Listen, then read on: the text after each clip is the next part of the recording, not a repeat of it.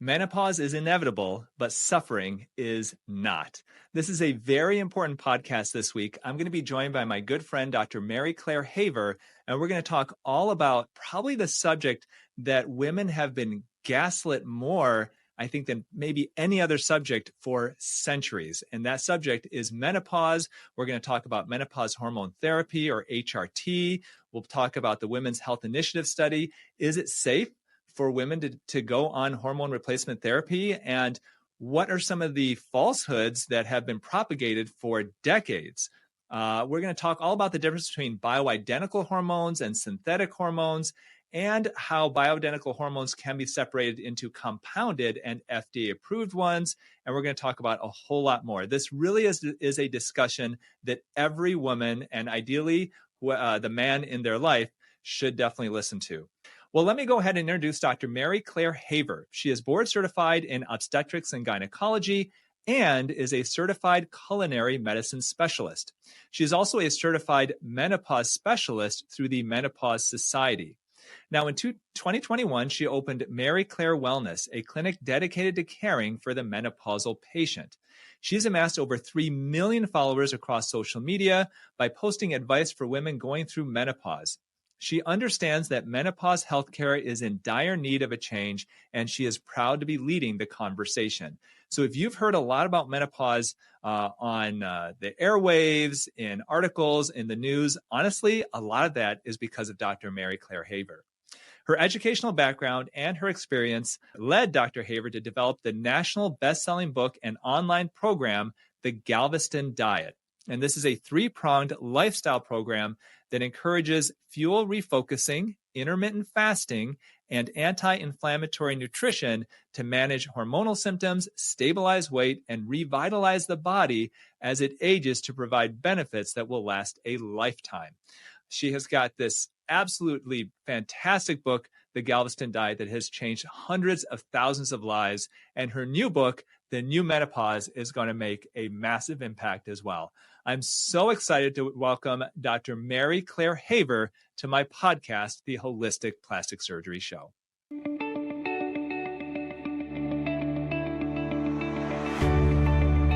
Well, thank you so much for joining me. I've been so looking forward to this interview, Mary Claire, because as you know, we've been friends for a long time, and I'm so excited about the message that you're putting out there.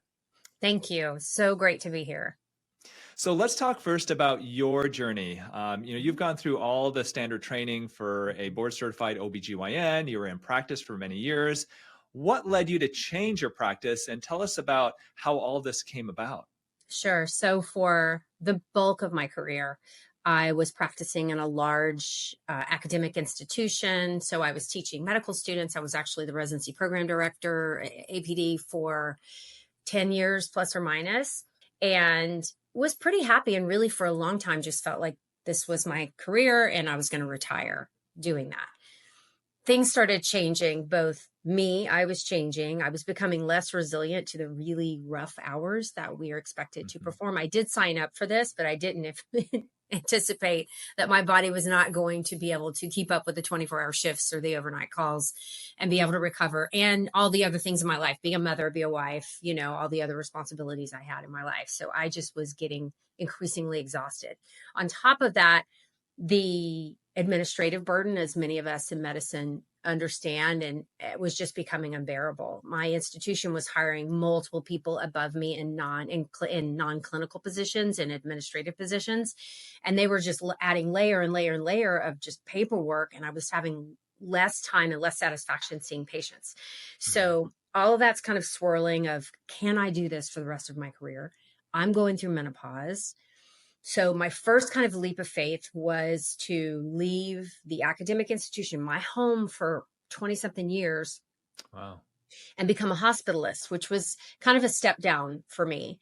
I left all the prestige of my position and academics and went to work at a local hospital doing shift work so I could cut back my hours and figure out what I wanted to do with my life. And it allowed me to keep my hospital privileges, my surgical privileges, and everything. Then COVID hit. And so my part-time became full-time. I felt great that I could be helpful in this, horrific situation because the hospital was insane, but it really took a few years off of my life, Hmm. and, but again, no regrets. And it was the right thing to do at the time. So once things calmed down from COVID, I was really crystallized on the menopause message. The time between patients, I was reading and researching and working on the Galveston diet. And I said, all right, I'm ready to leave this, but what am I going to do now? And I just wanted to focus on menopause care, but I didn't even know how to open an office. I had always been employed. I Hmm. always had just showed up with a stethoscope. Here's your nurse. Here's your computer. Here are your patients. Go to work. And I had to build it from scratch, but it really was this fabulous opportunity. My husband's like, build your dream, do what Hmm. you want. This is your chance. If it doesn't work, fine, we'll do something else, but like build it exactly the way you want it and go for it. And I was like, oh my God, I've never had permission, gave myself permission to do this before. So then in 2021, I opened my menopause focused clinic and it's been a smashing success. Now I have Hmm. 2 nurse practitioners working with me and another physician coming on board, and we're looking to hire more and expand. It's just, there's such a need. And I just had to trust the process to be able to do it. So your first book, which was a massive, massive success, the Galveston Diet, really Mhm. focused on diet, on lifestyle modifications. You have a degree in culinary medicine. At what point in your career did you realize that you wanted to shift away from just traditional OBGYN care Right. to this more holistic? Would you call yourself an integrative practitioner? Guess. I mean, I haven't gone to any of the integrative schools and gotten that certification, but we pretty much, in my patient practice, I cover nutrition, exercise, stress reduction, sleep. I have an hour with a new patient. So, Yeah. which is a luxury. And I'm able to kind of cover all of these bases. And that, I guess, makes me more a holistic practitioner than here's your HRT, go, which is what Mhm. most people are forced to do in the traditional insurance model because you have that 15-minute slot. So then at what point in your career then did you realize that you wanted to shift away into this type of it really is a different mode of practice because most OBGYNs and even those who aren't doing OB anymore, they're gynecologists, because of the whole healthcare system, they have to see a certain amount of patients a day. And if they don't, they're not going to make enough income from They what they're can't. paid by insurance to Right. keep their practice open. And, for you looked at a different model, but at what point then did you realize that there was a lot that maybe you hadn't been over the last 20 years, Been informing patients exposed to. about? Yeah. So Did you come at to a like a realization yeah, so at some about point? 2015, my oldest brother died when I was 9. So he had leukemia, and I was a little girl. My next brother, Bob, who I was super close with, was getting progressively ill from end-stage hepatitis and HIV. Oh no. And he that was kind of like solidifying, okay, you're not going to live forever. We're all going to die one day, and he was dying. Wow. And I'm going through menopause, and I'm realizing, and I was suffering from, I was not obese. I don't want to ever paint the picture, but I put on weight through the menopause transition, through his death and the grieving of that process that I could not get off. All Mm. the tricks and things that I had done years before, work out more, eat less, were not sticking. And I was becoming increasingly frustrated. And that was the impetus for me to go back to school, learn more about nutrition. What am I doing wrong? Something's not right here. This calories in, calories out thing, unless I starve myself and work out twice a day, it's not working long term. Mhm. So I realized there's a whole vast knowledge of nutrition I don't know. And so I was looking around. I reached out to the nutrition PhDs that I had taken care of, at the university. And we're like, is there a master's program I can do? What can I do? And they kind of dug around, and I was I was one of the faculty for Alpha Omega Alpha, which is the Medical Honor Society. Mhm. And we had a guest speaker come in from Tulane who was the head of the culinary medicine program.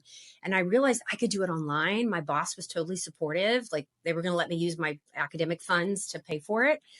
And I was like, let me do this and let me see what I can do with it and apply it to menopause. So that's kind of where my toe in the water for like broadening the menopause umbrella and becoming more holistic was straight on just studying nutrition, which I did on my own time at night. I had to take these online classes, and then I had to fly to New Orleans for my labs, which was really fun.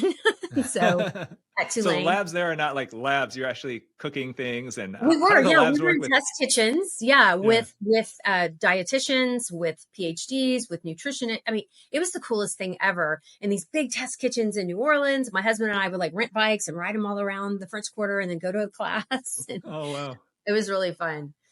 So, and then I got that certification, and that's where like the dream of the Galveston diet was born.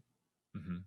So, Yeah. And kind of it's, I have mean, a menopausal woman approach her nutrition differently than she had before, than just calories in, calories out. and it's really, I mean, hundreds of thousands of women who have benefited from your first book. Really has created this revolution in menopause care. And I mean, we shared privately before that my wife has read your book and has really benefited from it as well. And now you have written a book that we were talking before, in my opinion, and this is my opinion, is the perfect synergistic combination of, you've got the book, The Galveston Diet, where you cover diet, lifestyle modifications, and all of that can really help women throughout that menopausal process. And now you've written The New Menopause, which is really going to be more of that kind of medical Bible of menopause, of, how do you treat these different symptoms? We talk about medications, you talk about the science behind it, about anatomy and physiology. So let's shift gears. And I would like to start talking a bit about menopause, perimenopause, postmenopause. Let's start by making definitions, because this is something that a lot of people don't realize. What is the difference between perimenopause, Yeah. menopause, and postmenopause? I'm going to be honest with you. I didn't understand these that well either. So, I medical didn't school, how understand much until I read your menopause book education either. did you get in medical school? Maybe an hour, It was Yeah, briefly very mentioned. little. Yes. And in residency, I think we got about 6 hours. So, no Wow. focused menopause clinics, no nitty gritty on how to diagnose, treat. Perimenopause was briefly mentioned. I didn't understand the clinical impact significance. We were never taught to treat perimenopause. So, here I am 20 years out from my training, starting to kind of dig in. And I'm like, whoa, there's all this information out there. There's a whole society about menopause I knew nothing about. So let's start with basic definitions. Menopause is one day of your life. Mm-hmm. It is one day. It is the one day, 1 year after your last menstrual period. That is the medical definition of menopause. Okay. Everything after that is postmenopause. Premenopause is everything up to perimenopause. So we got to back up. Let's go back to embryos. Okay. So when we're growing, females are growing inside of their mom's tummies in the uterus. When you're 5 months in utero is when you have your maximum egg supply. So the females are born with all of the eggs that are going to last them for the rest of their lives. Mm-hmm. And they're probably going to run out 30 years before they die. Mm-hmm. So we are a very unique mammal species. There's only a handful of us that actually go through menopause where we run out of eggs before we die. And when we're 30, we are down to about 10% of our egg supply. And when we're 40, we're down to 3%. There's a critical threshold at which your brain's stimulatory process. So we have the hypothalamus and we've got the pituitary gland, and they work. There's the kind of the brain center of our endocrine systems for a lot of our systems, thyroid and the adrenals. So the brain is constantly sensing for estrogen levels in our blood. And so there's got this little finger in the blood supply. And when estrogen is low, it sends a signal to the pituitary gland saying, hey, tell the ovaries to make more estrogen. And we do this in a very predictable fashion from puberty, about a year after puberty until perimenopause. And it looks like an EKG every month. You have this very predictable rise in estradiol, rises in LH and FSH, then it comes down again. And then the progesterone rises in the second phase. And that repeats month after month after month after month after month until perimenopause. When we hit perimenopause, you reach a critical threshold of egg count and how responsive the eggs are. So egg quality, where the brain, the ovary can't respond to the same signals. We're running out. It's getting harder. So the brain's like, hey, I told you we need more estrogen. The pituitary is like, I sent the signal. And they're like, send it again. So you start getting these pulses of LH and FSH much higher than they were in your pre-perimenopause area, where you're having to work a lot harder to make the ovulation happen. So we get delays in ovulation. We get sporadic bleeding. We get these big surges of estrogen, and we don't get quite enough progesterone in the second half. So it becomes a zone of chaos, hormonal chaos for 7 to 10 years until you exhaust the egg supply and begin your postmenopause journey. I found it interesting. There was, you go into a lot of the history of menopause and the history really of menopause in humankind. And one of the things that you explained was that early Greek and Roman physicians taught that the loss of blood via menstruation every month was essentially purging your body of toxins and poisons. And then so it made sense to them. Okay, so if, let's say, women, they have periods, they bleed during the periods, and now you're essentially expelling the poisons and the horrible humors and everything, and then you go through menopause and those periods stop, the belief is that because you're not bleeding and that those evils and those humors start building up in your body, and this is why women have problems sleeping when they go through menopause. They have problems maybe with anxiety that they didn't have before, and brain fog and all these other symptoms. And so they treated women in the past, and here I am like making light of it, but it's crazy. When you think about it, it's horrible what women were going through, that they would undergo leech therapy. They would have like all these kind of inhumane types of treatments because these men had these crazy ideas, and all of it just rooted on kind of superstition. Yeah. And those ideas were pervasive till about, the 1900s. So those stuck around for a long time. I see a lot of people on social media say, well, our grandmothers didn't have this problem. Yes, they did. My grandmother got shock treatments during Oh, God. It was whisked away to an institution where, when she probably just needed a little estrogen to, continue her normal bodily processes in the healthiest way possible. Mental health is dramatically affected for many women by the menopause transition. Cognition is affected. Vasomotor symptoms include palpitations. Most cardiologists don't know this, and so we really have a long way to go to educate. Menopause should not be dumped in the lap only of the poor, busy OBGYN. This is something that affects 100% of women if they live long enough, and affects almost every medical specialty. There should be a menopause section in every aspect of medical training because it affects all of us in every organ system. Totally.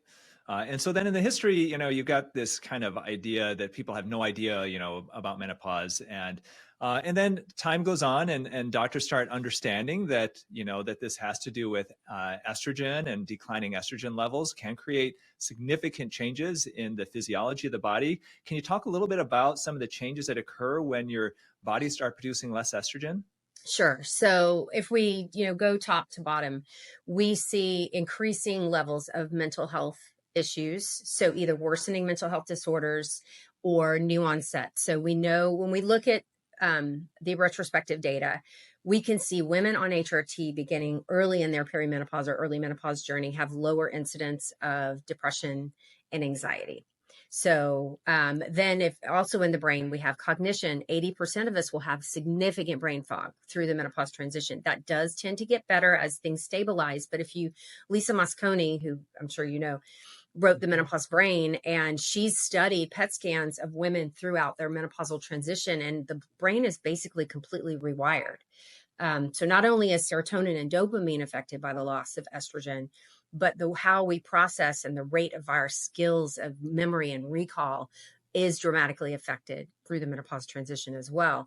If we move down to the heart, again, the sinoatrial node has estrogen receptors, which get affected. This is what controls our heart rate. So we see palpitations. 60% of people will have new onset palpitations with no, they go and get their workups, which they deserve, and they're completely normal. There's nothing wrong with their hearts. This is how their vasomotor symptoms are being expressed. Asthma, new onset atypical asthma is very common in the menopause transition, probably due to increasing inflammation. What a lot of people don't understand is estrogen is a really powerful anti-inflammatory hormone in the brain, in the lungs, in the heart, in the kidneys, in the gut. And when we lose those levels, you lose the resilience to these things. Musculoskeletal syndrome, 80% of people will be affected by musculoskeletal syndrome of menopause. Arthralgias, arthritis, frozen shoulder, hip, back, joint pains, everything's normal. X-rays are fine. Everything looks good. You go to the doctor, take some ibuprofen. When you put these women on hormone therapy, and we see dramatic improvements in this, for 20% of females, it's their worst symptom of menopause. It is debilitating. They're waking up in the middle of the night because they're hurting. So our gut microbiome, if you look at the Zoe nutrition studies, they studied women throughout the menopause transition, doing stool samples, checking. Our gut microbiome shifts from that of a female to that of a male, and it doesn't work as well in the female body. We see insulin resistance. So for cardiometabolic diseases, hypertension, insulin resistance, as well as abnormal cholesterol levels, all independent risk factors. Not to do with aging, does affect it, of course. But when you just take age-matched patients and their menopausal status, menopause itself, we see 20, 30, 40-point rises in bad cholesterol. In your book, The New Menopause, you have I think it was like 2 pages long, a list of all the different symptoms that women who go through perimenopause are suffering from. And honestly, it came to mind as I'm reading this. I started realizing the similarities to one of the issues that we have here in plastic surgery, which is breast implant illness.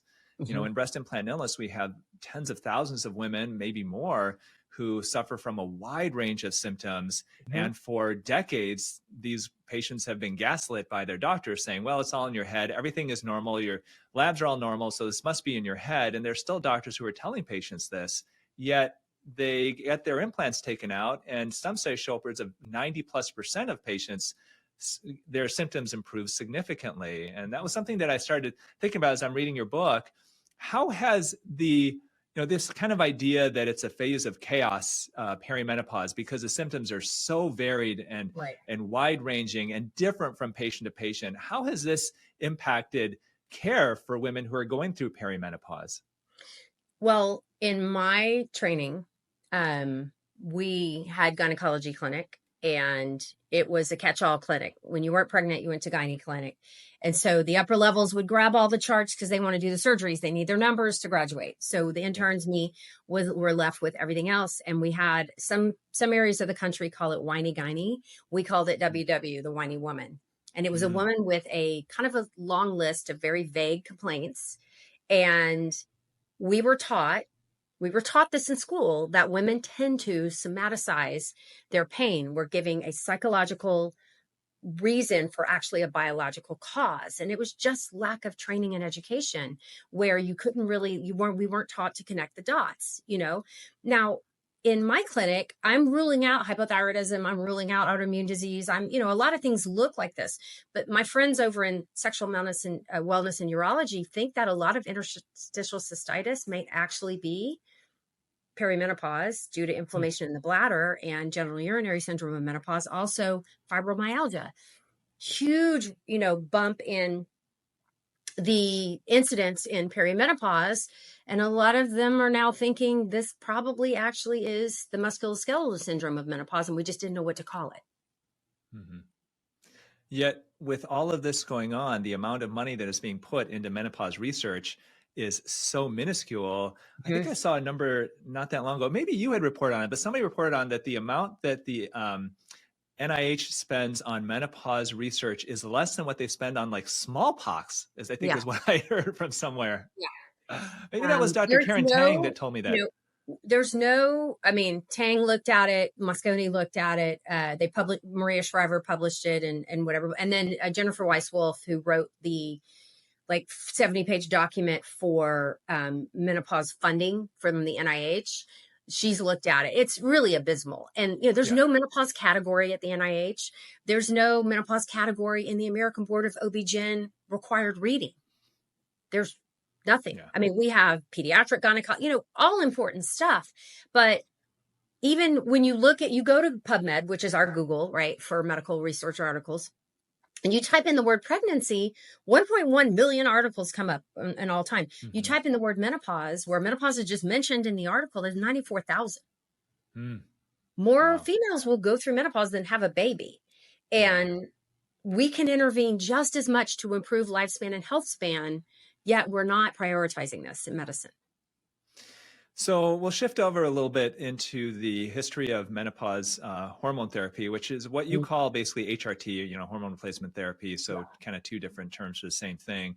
And the first estrogen that was prescribed on the market was Premarin. And at the time it was prescribed, it really was a revolution, wasn't it? I mean, it was big. Can you tell us about this medication and maybe some of the positive effects Yeah. that it came with in women who are going through Sure. menopause? So one of the first, yeah.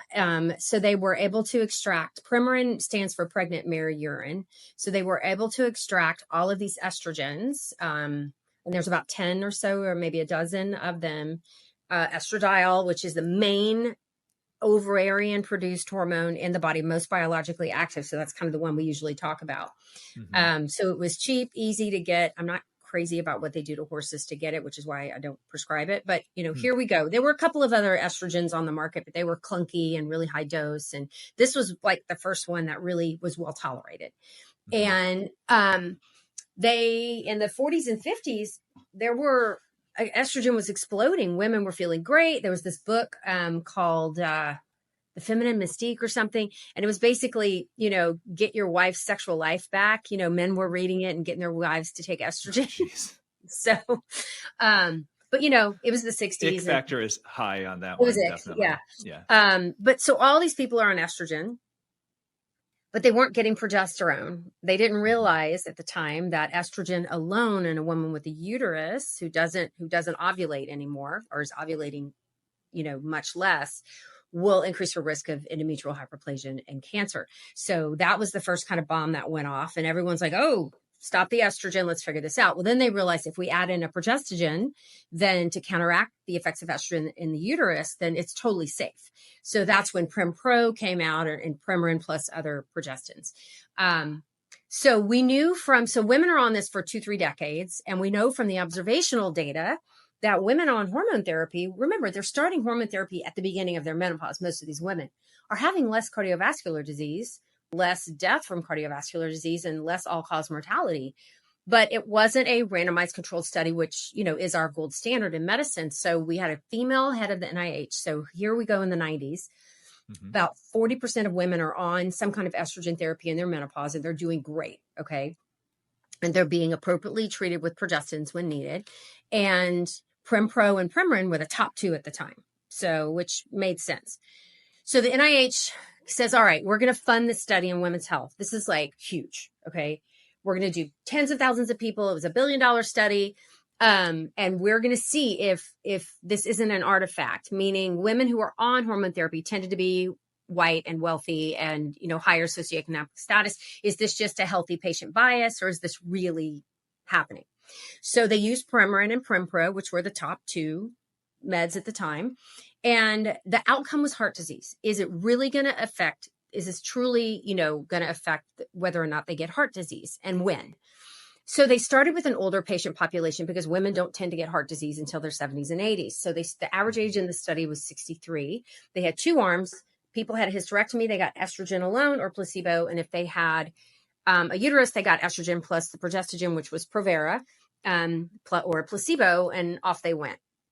They started recruiting in the late 90s. And then in 2002, the 3 or 4 of the primary researchers called a press conference at the Watergate Hotel and stopped the study, stopped the one arm of the study, the estrogen and progesterone, because they said estrogen causes breast cancer. Actually, the estrogen and progestogen arm had a relative risk increase of 25%, which was 4 out of 1,000 women per year to 5 out of 1,000 women per year. That represents a 25% relative risk increase. What that meant in absolute risk, when I'm talking to a patient, what is her actual absolute risk to her? It was less than 1% increased risk per year. But that's not got what reported on the headlines. It was 25% increased risk of breast cancer with estrogen. The estrogen only arm continued, and they stopped it 3 or 4 years later due to increased risk of stroke. Okay, again, that's been walked back as well. Now, that was 20 something years ago. Those headlines were the number one medical news story of 2002. 80% of women immediately stopped any kind of estrogen prescription that they were on. They threw it in the trash and off they went. So we have this whole generation. It was my 4th year of residency, my chief year of training. I was terrified of HRT. I thought I was going to kill someone. And that level of anxiety and pervasiveness still perpetuates today, despite most of those findings being reanalyzed, walked back. We know that there's a window of opportunity, the healthy cell hypothesis, for women to start estrogen therapy early so that they can enjoy those cardiovascular benefits. So let's focus here a little bit, because it's something I think that listeners and viewers need to understand, this whole idea behind relative risk and absolute risk, because this is something that people use as a way to fool people into thinking something that may not be true. So an absolute risk is basically when you have, let's say, a 1%, let's say a 0.1% risk that something happens, and that increases, let's say, to 0.2%. Okay, then you may say you have a 100% increase in chances of that happening. And so you can make this headline that it's like, oh, it's a 100% increase in risk. That's technically the relative risk, right? Yeah. Whereas absolute risk is going from 0.1 to 0.2. Mm-hmm. So you can have a headline that says, being on this medication or having this activity will increase your risk from 0.1 to 0.2%, which when you think about it, really those are tiny, tiny numbers. Or you can make a headline that says doing this activity will increase your risk by 100%. Well, what's going to get people to react? What's going to get people to freak out? And if you don't actually look at the data very carefully, maybe you don't realize. And that's kind of the truth behind what this really means. And that sounds like that's what's happened with this Women's Health Initiative study. Right. And it's more stubborn than a menopausal chin hair. Like, it is so hard to get people unwrapped around the fear of breast cancer. The fear of breast cancer is driving the majority of healthcare decisions for women over 50. And we are more than our breast. I am very serious about breast cancer. I do not want to get breast cancer. I don't drink very much alcohol, so I can decrease my risk as much as possible. Alcohol consumption is more of a risk factor than hormone therapy has ever been considered to be. So one of the things that is a huge part of your book is this healthy cell hypothesis. Mm-hmm. And I think this is something that a lot of people don't realize, a lot of physicians maybe don't understand. I didn't understand it until I read your book. Let's talk about this, because this is super important when you talk about hormone replacement therapy, or as you call menopause hormone therapy, and why it's so important if you are going to consider hormone replacement therapy, to the timing of when you do it, because I think it's very different if you start your hormones when you're in perimenopause or have just, are in those early phases of menopause versus when you are 63, and in the study when they started the hormone replacement therapy at that time. Can you talk about this healthy cell hypothesis? Sure. And how there's very, I think, real world and practical implications about this? So when we go through menopause, when we have estrogen decline and then deprivation, the time our bodies are away from estrogen is where the metabolic health risks increase. So estrogen was developed to stop, HRT was developed to stop hot flashes. That's why they made it. That's what they measured, everything.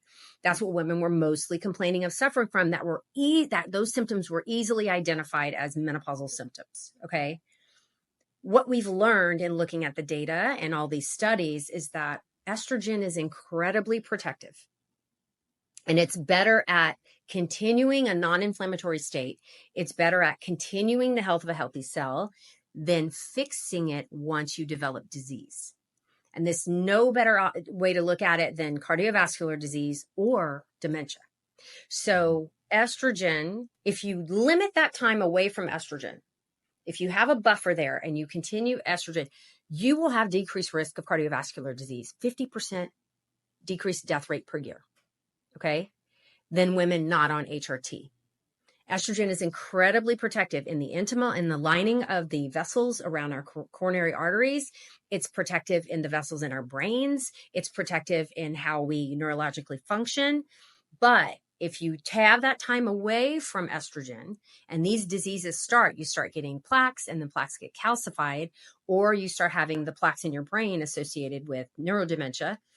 Estrogen is not protective and may actually be harmful. So at least for neurodementia and for cardiovascular disease, estrogen is protective in a window of opportunity. meaning at least for cardiovascular disease, we know within the first 10 years of your menopause.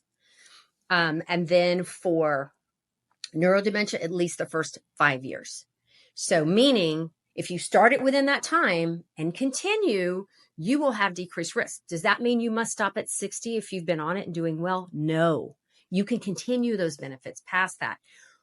Where we start losing those protective benefits is at about age 60 or within 10 years of your menopause. Doesn't mean it's harmful necessarily. So I have patients, we start in their 60s, but we're getting calcium cardiac scores. We're doing neurological evaluations. We're making sure those disease processes have not started for her so that we don't potentially worsen them. Then they can enjoy the benefits. But let me say, estrogen will always protect your bones, always. It will always decrease your risk of osteoporosis and osteoporotic fracture. It will always protect your genital urinary system. It will always, have positive changes in your skin. So, as far as cardiometabolic disease and metabolic syndrome, like a woman, age-matched women have a 2 to 3 times higher risk of metabolic syndrome just from being menopausal. So those are the benefits we're talking about when we talk about the protective effects of estrogen.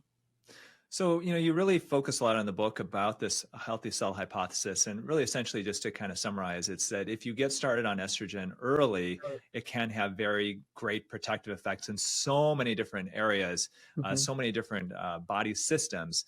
But it's more of a protective effect than it is a reversal of disease effect. And so if you haven't been on estrogen and you're thinking about starting it later on in life, then you do want to look at where you are health-wise, because it may or may not be helpful for you after that. And that's where you want to make sure that you find a good menopause provider who really understands how this all works. Now, I'm pretty sure coronary artery disease, that's the number one cause of mortality in women, correct? Yes. And number two then, and so it does help with that, especially with protective effects of that, which is huge when that's the number one cause of death in women. But what about breast cancer then? We mentioned it earlier. That was what caused the fear with the Women's Health Initiative study. What happens to your risk of breast cancer if you do go on HRT early on when you start going through perimenopause, start having symptoms and that type of thing? So at least for the first 7 years, there is no increased risk on any form of estrogen. Okay. Now remember, we have Premarin, we have estradiol, we have synthetics, we have lots and lots of options. When the experts in different areas, the cardiologists have looked at different forms of estrogen and effects on disease, the breast cancer, estradiol, which is what your ovaries make, tends to have the best safety profile. So there are studies out of Europe showing no increased risk of breast cancer. So to get from a healthy cell to a malignant cell, you go through a transformation, right? Everybody starts with healthy cells, and then either through environmental factors or genetics, we lose tumor protection genes, or we have tumor promoting genes that are some of the familial, if you retain your estrogen receptor through the malignant transformation, you are then estrogen receptor positive. And they can use those receptors with SERMs or aromatase inhibitors to decrease your risk of recurrence or to kind of knock out the little baby cancer cells that are left behind after surgical removal of a tumor. And so, but it doesn't mean estrogen caused your breast cancer. So women who were on estrogen only in the Women's Health Initiative had a 30% decreased risk of cancer. Not only that, women who were on estrogen plus progestogen at the time of their diagnosis had a better survival rate and a higher cure rate. They were diagnosed at a lower stage. So it depends on how you cut it. The British Medical Journal looked at all gynecologic cancers, vulvar, vaginal, ovarian, breast, and looked at risk of recurrence after treatment. So you're done treated, and you've cleared, you've hit your 5-year mark, whatever it is that you and your oncologist decided. Are you a candidate for hormone therapy? For a breast cancer patient, it is not absolutely no. It is not. It depends on stage, aggressiveness, estrogen receptor positive status. So really the women who are getting hit the hardest here and not being given their options and not having informed consent is the breast cancer survivors who are then denied any discussion or access to HRT. And I'm here to tell you there's a huge amount of data to support long-term quality of life, decreasing because the thing, if you survive breast cancer, which 90% of patients will, thank God, with proper treatment, now she's going to have a heart attack earlier than she would have before. And So there's a huge push in the breast cancer survivorship world to open this discussion again around the protective benefits of estrogen for these patients, especially those who went through menopause early due to chemotherapy or radiation or whatever. And so really what you're saying is that this type of care, when you're looking at breast cancer risks, recurrence risks, and you're talking about estrogen, that this is a very complex and nuanced discussion that must be made personalized for each patient based off their medical history and their current medical situation and diagnoses. And this is not something that you can just kind of put a rubber stamp on, yes or no for everybody. And I think that's something that's important because as physicians, we tend to, and I think really insurance companies and the whole healthcare system tends to want to simplify everything into these flow charts. And, if this lab is this, then do that. If this lab is this, then do that. How has that then impacted when you talk to other physicians about this? Have you had a lot of pushback because maybe some doctors don't want to get into the weeds, which you have to when you're treating certain patients? Is that something that you've had pushback from even your own colleagues? Yes, especially when I was early in this journey and learning everything. But also, I realized they haven't had the time or inclination. They're so busy. We're so busy just trying to make ends meet and under so much pressure from our employers to see more patients quicker and get the highest quality of scores. And, and we're just losing that time, that relationship. We all went into this because we love people and we want to end misery and suffering. Right. And so, but unfortunately, the way that the healthcare system has evolved is really making that difficult. And to do really individualized patient care is just becoming more and more difficult. Well, let's shift a bit into then options for MHT, menopause hormone therapy. And let's talk a little bit. And this is something that I always wondered and I didn't know a lot about, was never taught this throughout my training. But what is the difference between synthetic hormones and bioidentical hormones? You hear a lot about bioidentical hormones by doctors and other healthcare practitioners and health coaches online. And people say that, bioidentical is the way to go because it's quote unquote more natural. And then there's also other potential, I guess, financial benefits that people are looking at and costs and stuff. Let's start by talking about what's the difference between synthetic hormones and bioidentical hormones, and what do you typically prefer? So when I say bioidentical, I'm just thinking estradiol, estriol, and estrone, which are the three naturally occurring main, there's more, but naturally occurring main estrogens in the body. Estradiol is what's is the dominant estrogen in our reproductive years, and it is the most biologically active and most linked to health. Estrone is what's created in our fat cells through a peripheral conversion of testosterone. And it's the dominant estrogen in postmenopause because it's the only one floating around still. It's much less biologically active and seems to be pro-inflammatory. So I never prescribe that one. Estriol is given quite a bit in the alternative phase. It's like these back alley clinics popped up because your regular doctor couldn't figure out your menopause. So these, I think everybody's trying to do their best, but it's really created some noise. So estriol is what's created in the placenta.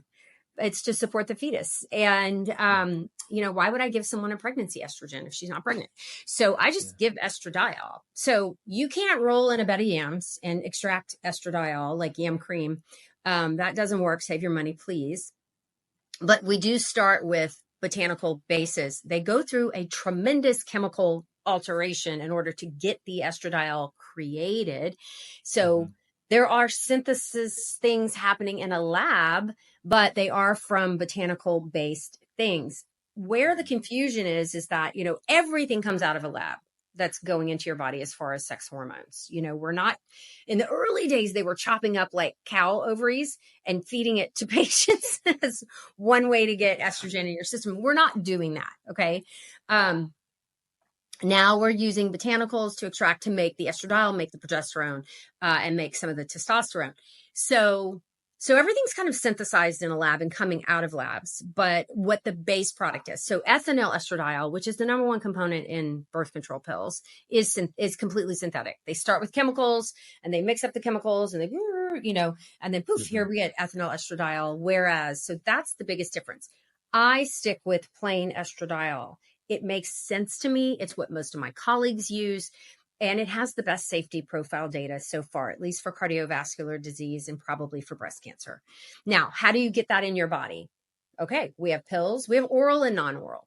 So oral means you swallow it, okay, and it goes through the gastrointestinal system. Anything we ingest orally has to go to the liver for processing first. The hepatic circulation picks it up, takes it to the liver for processing. When that bump of estrogen hits the liver, we can see a slight increase in some of our clotting factors.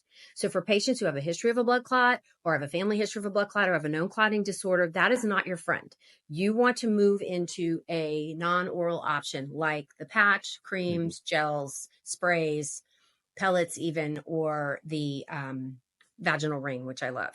Now we have FDA approved options and non-FDA approved options. So FDA approved options are those that go through rigorous testing. They're made in bigger labs. They're constantly being monitored.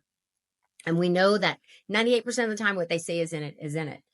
Because of the lack of education, knowledge, and training, this kind of cottage industry of hormone therapy has popped up. And compounding pharmacies found loopholes to make lots of different things. So the BioT was originally designed for men, and that's in a pellet form. It's a depot production, meaning it gets released over time. And so you get these pellets inserted every 3 to 4 months. The BioG people were like killing it with men because men were doing well on their testosterone. And they said, well, why don't we do this for women? So they started marketing their products for women and adding in some estrogens. Now they are teaching, because I went through the training so that I would know what other people were doing. And then these patients were coming to me. They do teach you must have a progestin, thank God. And most of them are giving oral micronized progesterone, which is the most similar to your ovaries. It's what I prescribe. But the problem is that they're using estriol and estrone in a lot of formulations. Again, we don't have any real studies to support those uses. They're recommending very high levels of testosterone for women, 3, 4, 5 times what your physiologic ranges are. They actually don't make a female level pellet. They just give women the men's low dose pellets and call it good. And when I look at their safety data, they're like, well, no one died.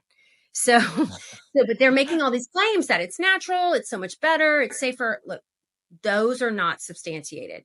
Big red flag. You go to a hormone specialist and they tell you only pellets. All I do is pellets. That is not my job as a physician. It is to talk with you about all of your options. And between us, we make the best decision. It's going to profit that clinician the most are the pellets, because they get paid to insert them. They get kickbacks from the company. So for me, I don't include that kind of medication in my clinic. I just give FDA approved medications when I can.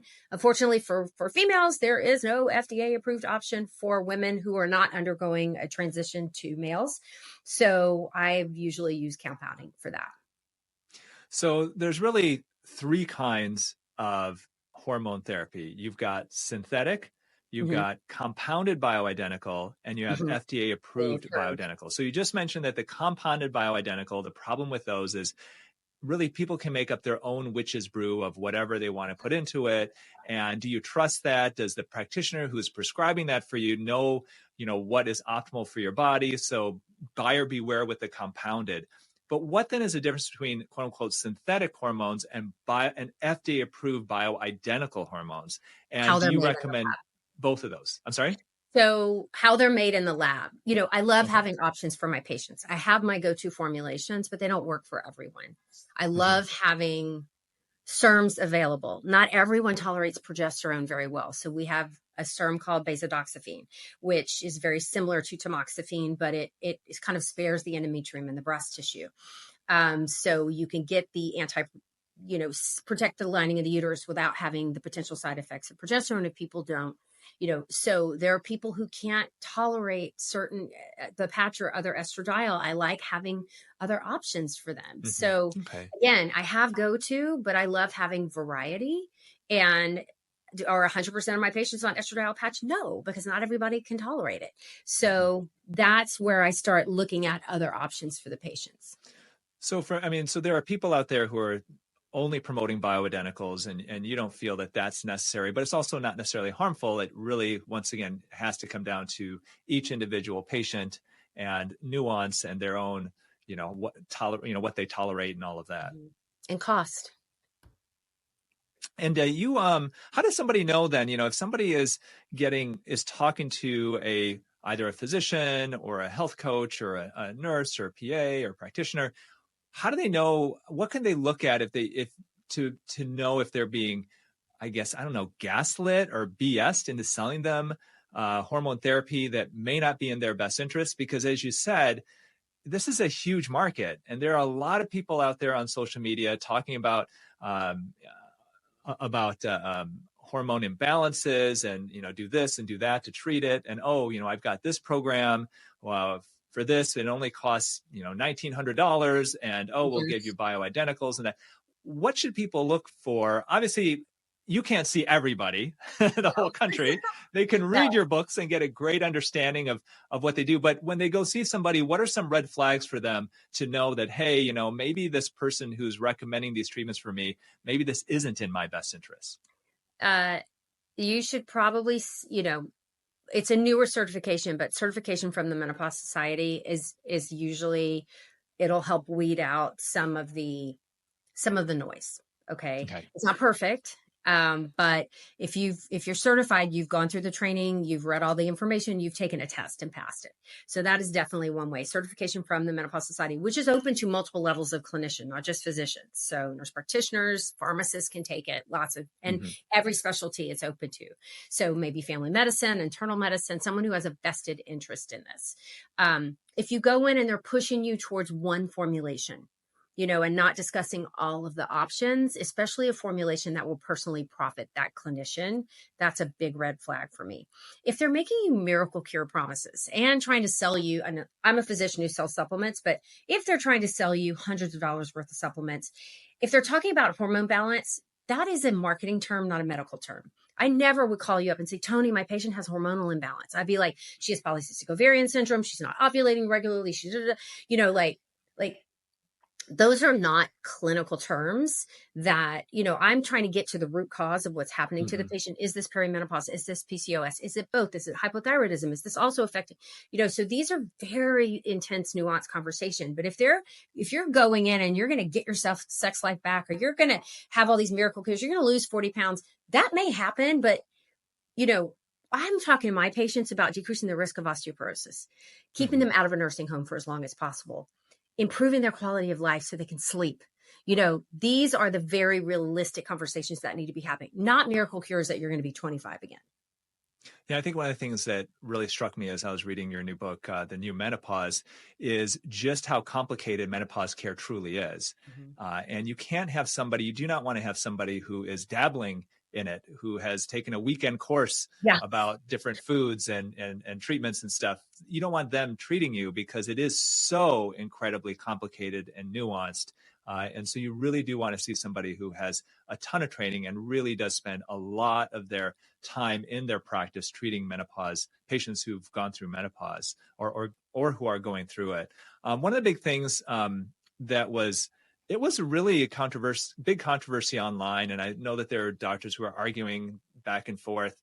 Is there really a such thing as a hormone imbalance? Because I know of doctors who have said that this isn't a real thing. There's no such thing as having a hormone imbalance, and I've had other doctors say that that's not true, that it is real. What are your thoughts on that discussion? Because it really, maybe a year or two ago, hit a fever pitch with all different doctors. And these were board certified OBGYNs that I saw arguing with each other. So perimenopause is the zone of hormonal chaos. If anything's imbalanced, that's it. PCOS is anytime that you're not having that very predictable EKG looking, very, reliable rise and fall of your hormones on a monthly basis, then that to me would be some kind of hormonal imbalance. But just saying, there are dozens and dozens of hormones in our body. Which ones are we balancing? Cortisol, insulin, leptin, ghrelin. Our body is nothing but chemical signals talking to each other. And so when we're ill, things get unbalanced. When we have a bad day, when we don't sleep well. So, really just leaving these big blanket terms that are scary and nebulous and not really talking about what's actually going on in the patient is where the controversy occurs. Anyone who's selling you a cure for a hormonal imbalance probably is not in your best interest. Let's talk about what's really going on. Let's talk about the root cause of what's happening in your body and what steps can we take? Nutrition, exercise, stress reduction, relief, maybe a supplement, maybe some hormone therapy that will help get you to a place where you are resilient and functional again. I love that. Tell me about the Menopause Toolkit, which is a huge part of your new book. I found this to be fascinating. And I appreciate you had a little shout out to me under the skin part of it. But tell me a bit about the Menopause Toolkit, because I think this is something, this obviously is not in your first book, The Galveston Diet, but it's something that can be so, so helpful for anybody who's going through perimenopause or has been through the menopause transition. So I wanted to have the conversation in the book that I was having with my patients. So we look at their top symptoms of what they're going through and what strategies that we can recommend that can lessen those symptoms. And not only that, and improve their quality of life and their overall health span. So we broke it down symptom by symptom, body system by body system, and looked at what we know hormone therapy may help with. It's not helpful for everything. It doesn't help with GERD, and it doesn't help with gallbladder disease. And then what other things can we do? What other pharmacological things can we do? But more importantly, what nutritional things can we do? What does the literature support? Okay, everything I try to do is evidence-based. And if it's my opinion, I will tell you so. But I dug for a year through the evidence, and I had piles of studies in my office looking at, asthma, looking at gallbladder disease, looking at musculoskeletal syndrome, and what things can we do nutritionally, supplements, exercise, sleep, as far as what the literature supports that can move that needle for you so you can live a better, healthier life. So my guest this week is Dr. Mary Claire Haver. She really is the person who is spearheading education and research into menopause. You have got to read her new book, The New Menopause. You have got to pick up her other book, The Galveston Diet, because these are two books that work hand in hand together. I cannot recommend them highly enough. I mean, these are books that every woman, and ideally the male in their life, if there is one, should read as well. Like I said, the highest recommendation. I always end every podcast by asking you're welcome, by asking my guest one final tip for the readers, for the viewers and the listeners out there. What would that be from Dr. Mary Claire Haver, author of the new book, The New Menopause? So menopause is inevitable. If we live long enough, it's going to happen to us, but suffering is not. And I think education and learning as much as you can about it is key, and understanding that you may know more than your healthcare provider, and that's okay. And that just to continue talking about it, sharing your experiences with others, because the more that we destigmatize this and we normalize this process, the better off we're all going to be. Well, thank you so much for joining me today, Mary Claire. That was great. Appreciate it. Thank you so much. Well, my name is Dr. Anthony Youn. This is the Holistic Plastic Surgery Show, and I want to thank you once again. And as always, remember to eat real food, use clean skincare, and autojuvenate before you operate.